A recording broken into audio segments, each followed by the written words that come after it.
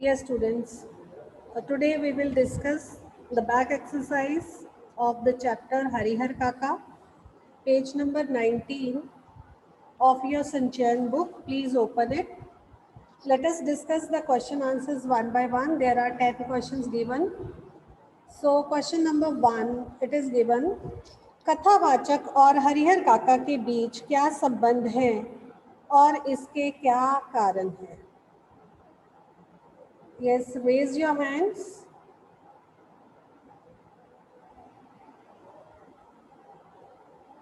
Raise your hands. Yes, Lavanya, give answer. Lavanya, unmute yourself and give answer. Good morning, ma'am. Yes. कथावाचक तथा हरिहर काका के मध्य बहुत ही घनिष्ठ संबंध थे। वे हरिहर काका का बहुत सम्मान करते थे। दोनों में इतनी गहरी दोस्ती थी जितनी गांव में किसी की नहीं। हरिहर काका भी उनके साथ खुलकर बात करते थे।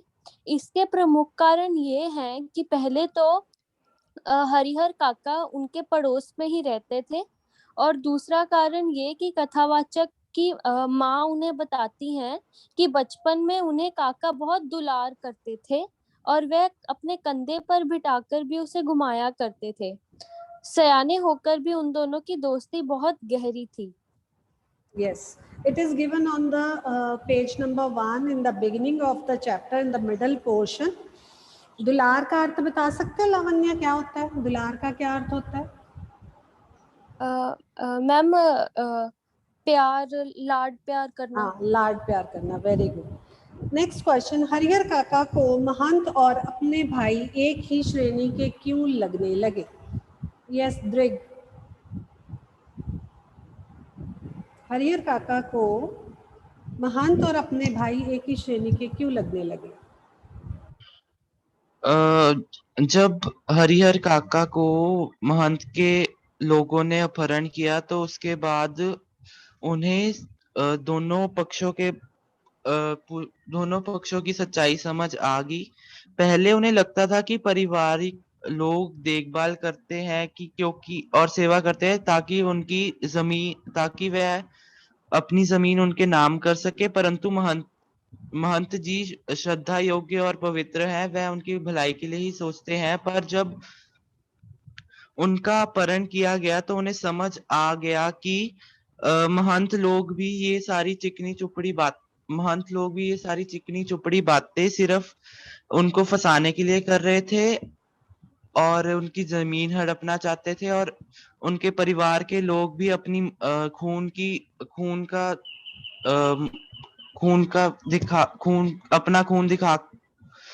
के बंधन को दिखाकर उनकी जमीन ही हड़पना चाहते थे।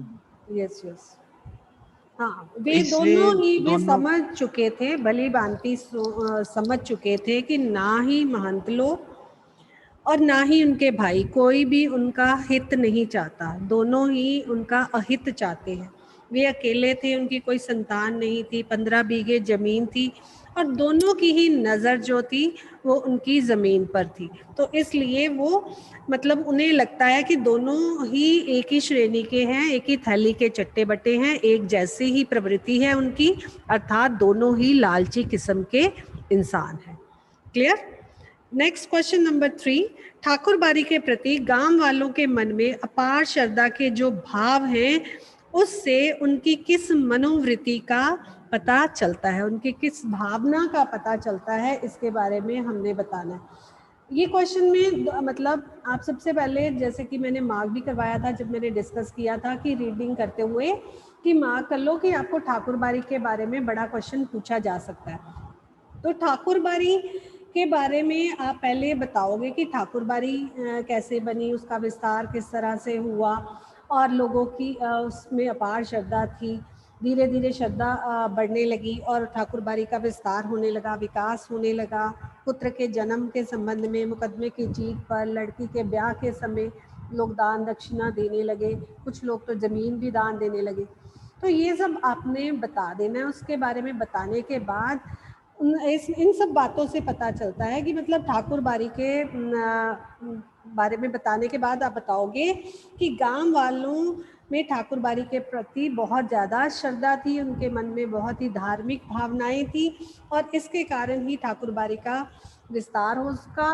और वो लोग जो थे उनका इतना अटूट विश्वास था ठाकुर बाड़ी के प्रति कि जो भी उनको अपने कामों में सफलता मिलती है, जो भी उनके काम बनते हैं, जैसे किसी के घर में बेटा पैदा हो जाता है या किसी की लड़की का ब्याह अच्छे घर में हो जाता है, जैसी जैसी किसी की मनोकामना होती है तो वो पूर्ण कैसे होती है, वो ठाकुर जी के आशीर्वाद के कारण ही होती है। जैसे कि आम अगर जीवन में भी देखें तो लोग भगवान के प्रति श्रद्धा रखते हैं और मनोकामना करते हैं कि अगर मेरा ये काम पूरा होगा तो मैं इतना धन दान में दूंगा, प्रसाद चढ़ाऊंगा, यात्रा पर आऊँगा।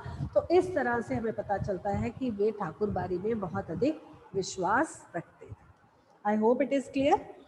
नेक्स्ट क्वेश्चन नंबर 4, अनपढ़ होते हुए भी हरिहर काका दुनिया की बेहतर समझ रखते हैं, कहानी के आधार पर स्पष्ट कीजिए। मतलब वो पढ़े लिखे नहीं थे, अनपढ़ थे, लेकिन फिर भी वो दुनिया की बहुत अधिक समझ रखते थे। तो आपने कहानी के आधार पर अपना ये आंसर देना है। यस, काव्या, काव्या अनम्यूट करिए। Be quick, the student will be asked, we have to be very very quick.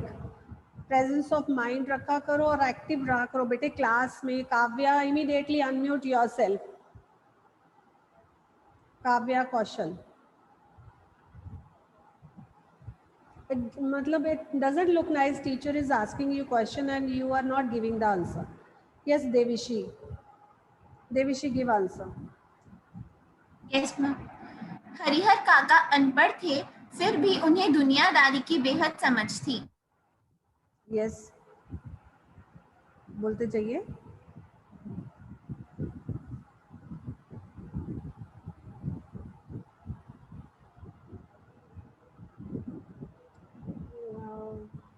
Her voice is not audible. Yes, Harleen Kaur. Yes, Harleen, unmute yourself.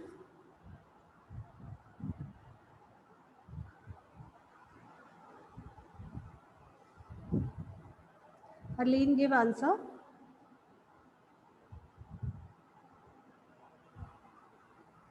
Archana, can you give? Unmute yourself. Ma'am, Yes. अनपढ़ होते हुए भी हरिहर काका को दुनिया की बेहतर समझ थी, क्योंकि उनको दुनिया में अच्छे बुरे का अनुभव था और अपने साथ हुए अपनी औलाद ना होने के कारण लोगों के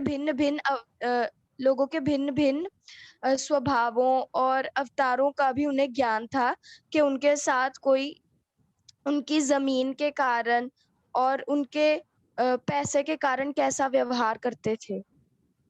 हाँ, वो चाहे अनपढ़ थे लेकिन दुनियादारी उन्होंने बहुत अधिक सीखी थी, देखी थी और अपने अनुभवों से उन्होंने बहुत कुछ सीखा। कई लोग हमारे समाज में चाहे वो अनपढ़ हैं लेकिन वो अपने अनुभवों से ही बहुत अधिक शिक्षा प्राप्त कर लेते हैं।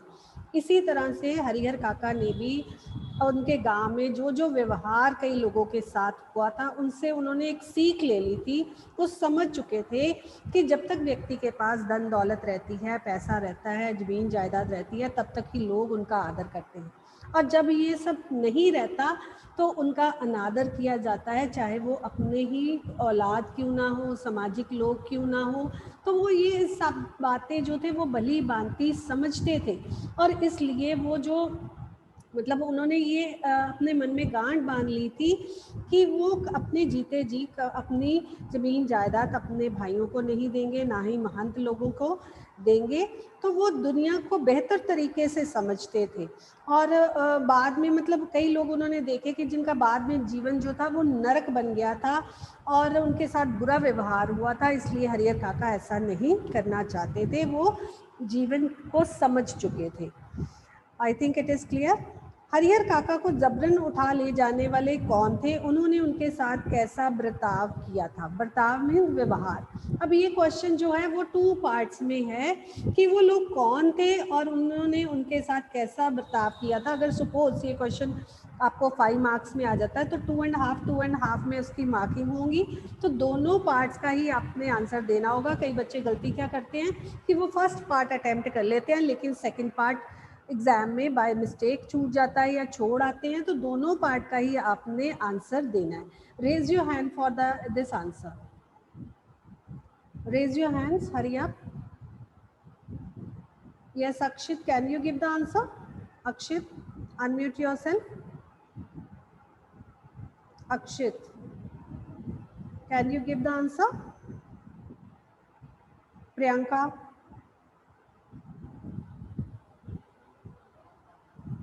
Priyanka,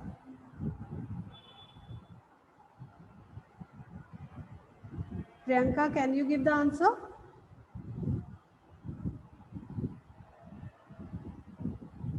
No one is responding. Very bad.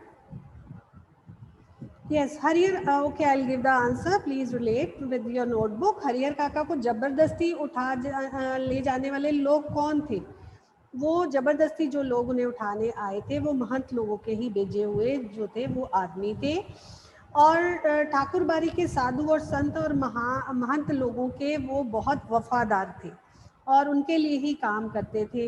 वे लोग भाले गंडासे डंडे लेकर आधी रात के समय हरिहर काका के घर आ गए और उन्होंने उन्हें ज़बरदस्ती अपनी पीठ पर लादा और वहाँ से चंपत हो गए, वहाँ से भाग गए।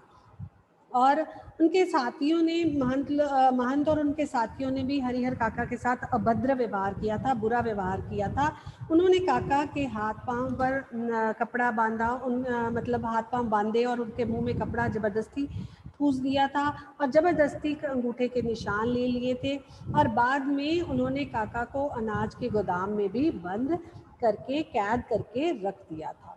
तो वे लोग जो थे वो महंत लोगों के जो वफादार लोग थे वो थे, राइट? विचार वाले थे और सोचते थे कि काका को यह करने से मोक्ष और सुख मिलेगा। दूसरा पक्ष ये सोचता था कि काका को जमीन अपने परिवार में ही बांट देनी चाहिए, जिससे उनके परिवार का भी आगे जाकर भला होगा। मंदिर को जमीन नहीं देनी चाहिए, लेकिन कोई काका के बारे में नहीं सोच रहा था। हाँ, कि उनका क्या हाल है, वो किस तरह की मनोस्थिति से गुजर रहे हैं।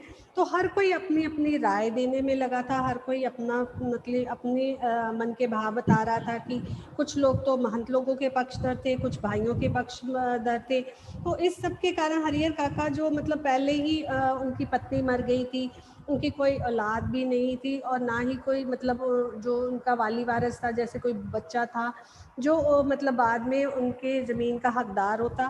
तो जो 15 बीघे ज़मीन थी उसके प्रति सभी लोग लालची थे और लालच के कारण ही वो उनके साथ बुरा व्यवहार करते हैं। नेक्स्ट क्वेश्चन नंबर 7, कहानी के आधार पर स्पष्ट कीजिए कि लेखक ने ये क्यों कहा कि ज्ञान की स्थिति में मनुष्य मृत्यु से डरते हैं। ज्ञान होने के बाद तो आदमी आवश्यकता पड़ने पर मृत्यु को वरण करने के लिए, वरण करना, वरण का अर्थ होता है गले लगाने के लिए भी तैयार हो जाता है। I think this I have already discuss when I discuss the chapter. This question I think you can write this answer properly. Next question, समाज में रिश्तों की क्या अहमियत है, इस विषय पर अपने विचार प्रकट कीजिए। हाँ, आप भी, मनुष्य एक सामाजिक प्राणी है और इस समाज में रिश्तों की क्या अहमियत है। आप लोग भी समाज में रहते हो, आपके भी रिश्तेदार हैं, तो समाज में रिश्तों की क्या अहमियत है। Parneet Kaur, yes, give answer. Parneet Kaur. Yes ma'am. Yes ma'am. Ma'am, मनुष्य एक सामाजिक प्राणी है, उसे रिश्तों की अहमियत पता है। वह हर समय हर जगह रिश्ते कायम रखने का प्रयास करता है। रिश्ते हो उसे अपने प्यार में अंतर करने की पहचान करवाते हैं। रिश्तों के द्वारा व्यक्ति की समाज में विशेष भूमिका होती है। रिश्ते ही सुख दुख में काम आते हैं। हाँ, देखो बेटे, आप इसको थोड़ा सा बिगनिंग में अच्छी लाइंस जोड़ो कि मतलब जो रिश्तों के कारण ही हमारा समाज जो है, प्रेम के कारण, प्रेम के बंधन के कारण ही हमारा समाज में जो भाई बंधुत्व की भावना बनी रहती है। परंतु आज हर मनुष्य के मन में जो ऐसे विचार हैं, मानवीय मूल्य हैं और पारिवारिक मूल्य हैं, वो धीरे धीरे समाप्त हो रहे हैं। क्यों समाप्त हो रहे हैं? क्योंकि लालच की प्रवृत्ति और स्वार्थ की प्रवृत्ति लोगों में बढ़ती जा रही है। और जब आज अगर व्यक्ति रिश्ते निभाता है, सभी की बात नहीं हो रही है, तो कुछ एक लोगों की बात हो रही है, तो वो स्वार्थ के कारण, हम जैसे हम लोगों की ही बात कर लें, हम लोग भी इतने बिजी रहते हैं। अगर हम किसी के ब्याह शादी में जाते हैं, हम कहते हैं नहीं थोड़ी देर जाएंगे, उसके बाद शगुन देकर आ जाएंगे। मतलब हम वहाँ जाकर बहुत देर तक समय नहीं बिता पाते। क्यों? क्योंकि हमारी भी मजबूरी है, कह लो कि लोगों की भी मजबूरी है। तो जो ये रिश्ते नाते हैं वो स्वार्थ के कारण ही शायद निभाए जा रहे हैं। हर व्यक्ति अपने काम काज में व्यस्त होने के कारण भी शायद ये भावनाएं जो है वो आज समाज में बढ़ती जा रही हैं। अब रिश्तों से ज़्यादा मतलब रिश्तेदारों की कामयाबी, अगर कोई व्यक्ति अमीर है तो लोग उसके साथ रिश्ता बनाना चाहते हैं, और अगर कोई गरीब है तो लोग उससे रिश्ता नहीं रखना चाहते। मतलब जो धन है वो भी एक समाज में महत्व रखता है, और अमीर व्यक्ति के साथ हर कोई रिश्ता बनाता है, गरीब व्यक्ति के साथ रिश्ते लोग नहीं बनाते। तो वहाँ भी स्वार्थ की भावना आ जाती है। और कह लो कि अपने और पराये के अंतर भी हमें मतलब इसी के द्वारा ही होता है। रिश्तों से ही समाज में हमारी भूमिका, मतलब रिश्तों के द्वारा ही व्यक्ति की समाज में भूमिका निर्धारित होती है, और रिश्ते ही सुख दुख में काम आते हैं। हमारे भाई, हमारे सगे, हमारे मित्र, जब हम पर कोई सुख आता है तो वो हमारी खुशी में खुश होते हैं, और अब अगर दुख आता है तो वो मदद के लिए आते हैं। तो रिश्तों की समाज में हमेशा से अहमियत रही है। प्राचीन काल से ही रिश्तों की अहमियत समाज में रही है, लेकिन आज उनका स्वरूप बदल रहा है। आज व्यक्ति ही व्यक्ति के खून का प्यासा हो गया है और रिश्तों में बदलाव आ गया है, और आज लोग एक दूसरे की हत्याएं कर रहे हैं। क्यों? क्योंकि स्वार्थ की भावना जो है सब में पैदा हो गई है, लोगों में पैदा हो गई है। स्वार्थ सिद्धि के लिए वो किसी का भी नुकसान कर सकता है। तो आज लोग रिश्तों को नहीं, मतलब कि धन दौलत को, किसी के रुतबे को, मतलब उसको महत्व अधिक देने लगे हैं। तो समाज की में कह सकते हैं कि समाज में रिश्तों की अहमियत तो रही है, लेकिन आज उनका रूप बदल गया है। इसके अलावा भी आपके मन में अगर रिश्तों के प्रति कोई और विचार हो तो आप बता सकते हैं। उसके बाद क्वेश्चन नंबर 9 देखो, यदि आपके आस पास हरिहर काका जैसी हालत में कोई होता तो आप उसकी किस प्रकार मदद करते? अगर मान लो आपके अड़ोस पड़ोस में कोई ऐसा व्यक्ति होता जिसकी हालत हरिहर काका जैसी होती, तो आप उस बीइंग अ टीनेजर, एक युवक होने के नाते आप उसकी किस तरह से मदद करते? Yes Divya, give answer. Divya, give answer, unmute yourself.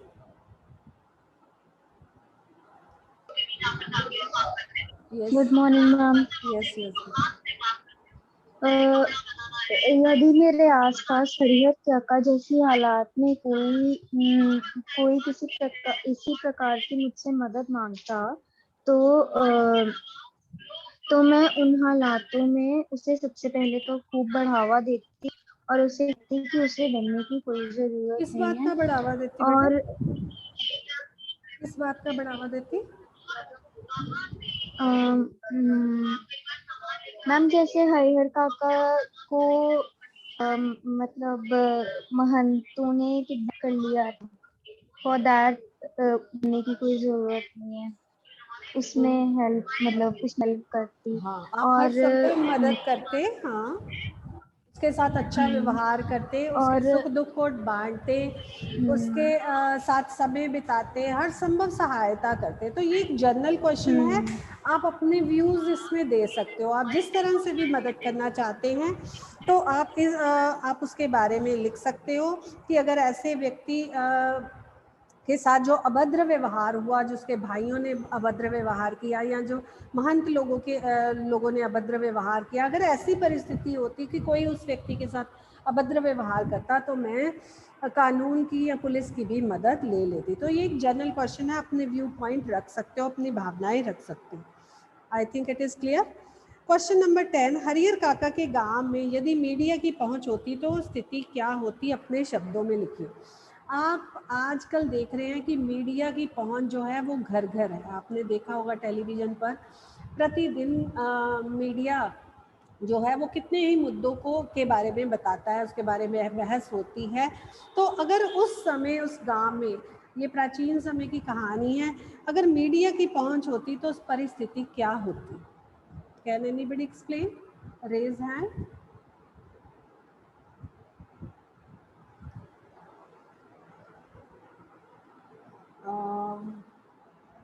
Yes Parneet want to give answer? Yes Parneet, unmute करिए। यस। अगर हरिहर काका के गांव में मीडिया की पहुंच होती तो सबकी पोल खुल जाती, महंत व भाइयों का पर्दाफाश हो जाता, मीडिया उनके साथ हुए अत्याचारों का लाइव कवरेज दिखाता, वे सभी लोगों को अन्याय की बेटा लाइव की यह जगह आप तस्वीर शब्द इस्तेमाल कर सकते हो सीधा प्रसारण। लाइव की जगह नोट करो, सीधा प्रसारण शब्द का प्रयोग करोगे आप, ठीक है? ओके। आगे। वे सभी लोगों को अन्याय की यह तस्वीर दिखाते और बतलाते कि बूढ़े व्यक्ति के लिए किस तरह लोगों को ख्याल बदले जाते हैं और वे फायदा उठाने का सोचने लगते हैं। हाँ, आप अपने भी विचार प्रकट कर सकते हो। जैसा कि मीडिया आजकल बहुत ही विशेष स्थान रखता है हमारे समाज में, लोगों तक अपना प्रत्येक बात को पहुंचाने का। भारत में ही नहीं, देश की नहीं बल्कि विदेशों से भी वो खबरें लोगों तक पहुंचाता है। तो अगर उस समय में मीडिया होता तो हरिहर काका की परिस्थिति के बारे में सभी को पता चल जाता, देश के अन्य लोग भी जान पाते, क्योंकि कार्यक्रम जो भी टेलीविज़न पर ऐसे कार्यक्रम दिखाए जाते हैं जिनके बारे में बताया जाता है, वो एक हमें इन्फॉर्मेशन तो देते ही हैं, हमें बताते हैं कि क्या घटित हो रहा है क्या नहीं हो रहा, साथ ही साथ वो हमें आगाह भी करते हैं, सचेत भी करते हैं कि अगर ऐसी बात किसी के साथ हो जाती है या ऐसी कोई घटना होती है तो आपको भी उनके लिए सचेत रहना चाहिए, वो हमें सचेत करते हैं।